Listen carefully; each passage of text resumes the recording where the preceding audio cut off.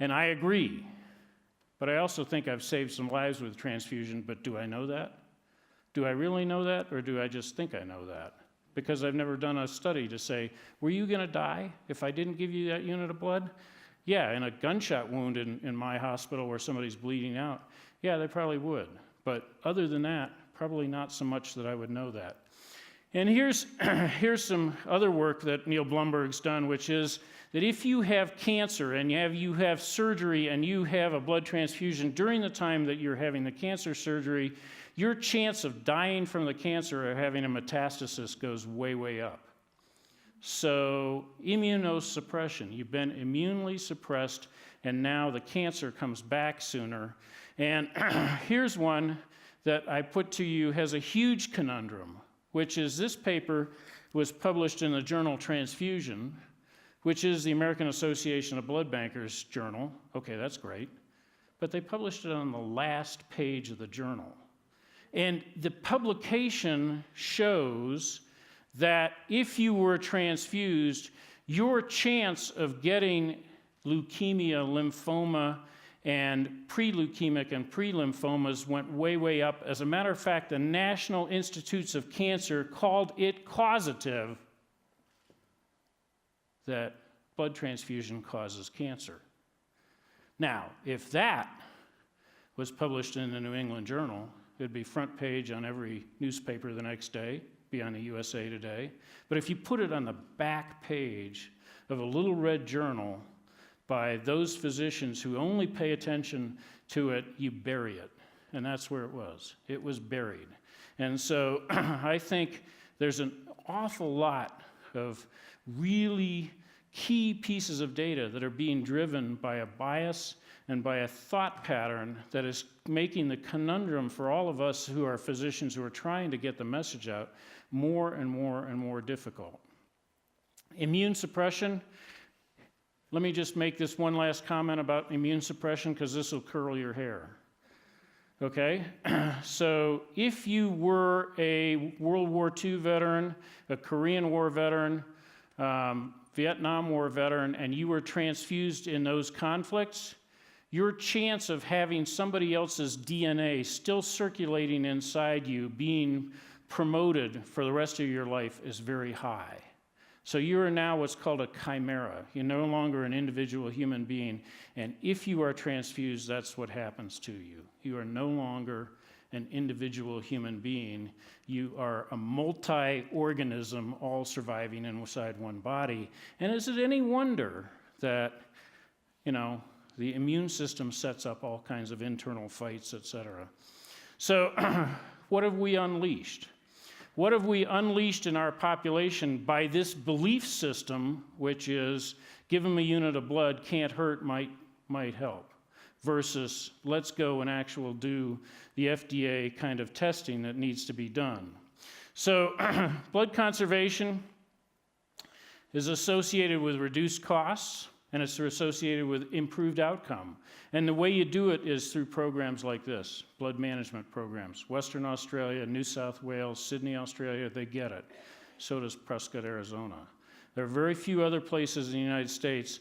There's a place in northern New Jersey that gets it. But most other centers in the United States don't necessarily get it. Hospital administrators, your hospital administrators get it. When the day comes when hospital administrators finally have to wake up and look at readmission for bad outcomes, they're going to get it, because that's going to cost an awful lot of money. Here's this trolley question. The overall rate, 1.3% of all patients. This is the biggest study out of the Mayo Clinic, and I'm not going to go into it in great depth. Dr. Chapa loves tacos. I can understand why. TACO stands for Transfusion-Associated Cardiac Overload. We turned on the spigot and we couldn't turn it off. 60% of women who are transfused in the United States leave the hospital with a higher hemoglobin than when they went into the hospital. No matter whether they needed it or not, we just get emotional and we keep it going. And so what does the AABB, the American Association of Blood Bankers, say about trolley? They say that it's now rapidly decreasing and that it's not a problem. And so what's the message? Who do you get your message from?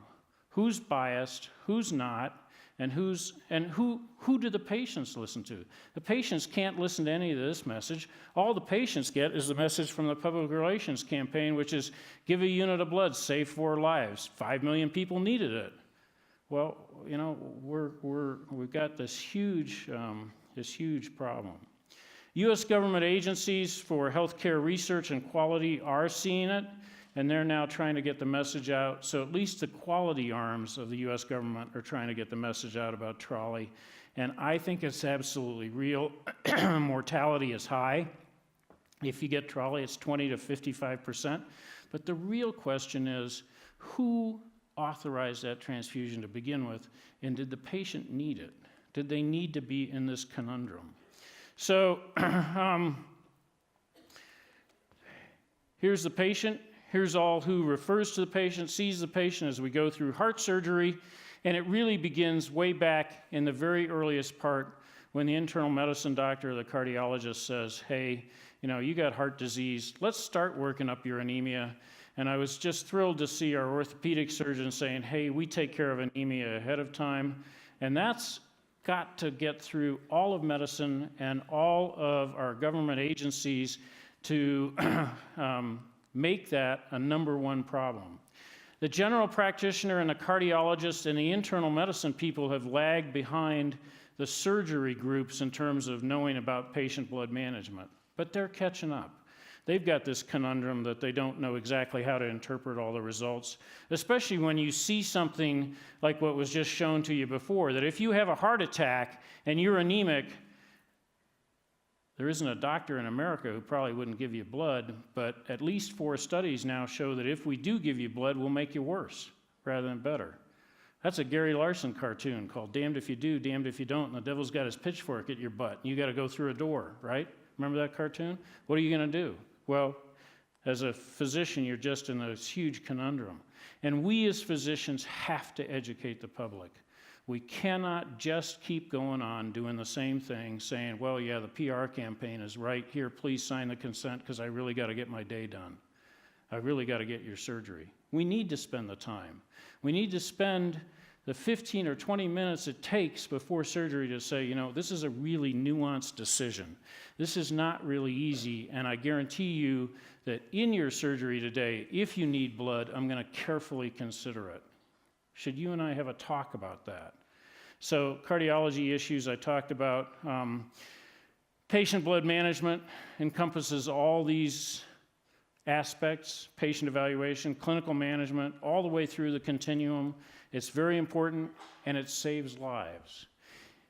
I took out the one paper about the state that I live in Virginia. In Virginia, in 2009 to 2011, we approached every heart surgery center in the state. There's 16 of them. 11 of them signed on. We reduced the transfusion by 30%. Patients did better. The mortality dropped like a stone. Length of time in ICUs dropped. Kidney failure dropped.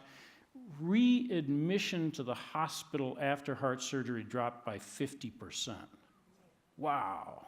As an administrator, what else can you do that drops readmission by 50%? Infection rate dropped by 35%. We saved the state of Virginia $42 million, and the governor never asked me over to his place or stroked me a check. But we made a huge difference, and this is data from Englewood Hospital up in New Jersey, which has the lowest transfusion rate in that state for heart surgery, which is about 10%, and they have the best outcome rates for their patients. Yet they are constantly attacked as being on the quote-unquote the fringe. So how can you be on the fringe when people are doing so well? So I'm really scared for 2 groups of people: the patients. They're absolutely at the mercy of a culture based upon a belief system that's driven by a public relations campaign. And not a single one of them has ever, in my experience, been given true informed consent. When I walk into a surgery pre-op holding area, I've never once seen somebody give a true informed consent for surgery about blood transfusion. Physicians are absolutely bombarded with this conundrum of information with a system that's trying undyingly to find data to support how good transfusion is, and they're failing all the time. But they will continue to try to find one more study that'll refute 4,500 papers that have been published to the opposite effect.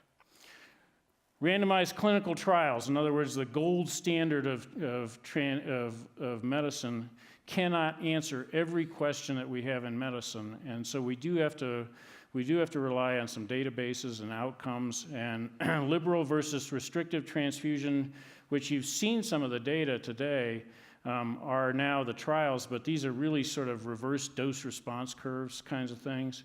And the industry and the government, non-government agencies, hospital administrators, all who wish to influence transfusion and wish to influence physicians, who do they turn to? The public relations people, the people that are putting the messages out there. So those of us who do speak out are very often called the fringe element. So it's a nuanced decision. I'm not sure if this was nuanced for them or not. I hope it probably is. I hope there was careful consideration. But there's shades of gray on everything we do, and what's still taught in medical schools today is the transfusion decision is not a shade of gray. It's a give blood when you hit this trigger, and it's very, very, very sad in my humble opinion. But thank you very much for your attention. It's been a long night for you all sitting there and listening to us gray-haired old men. We do appreciate your attention.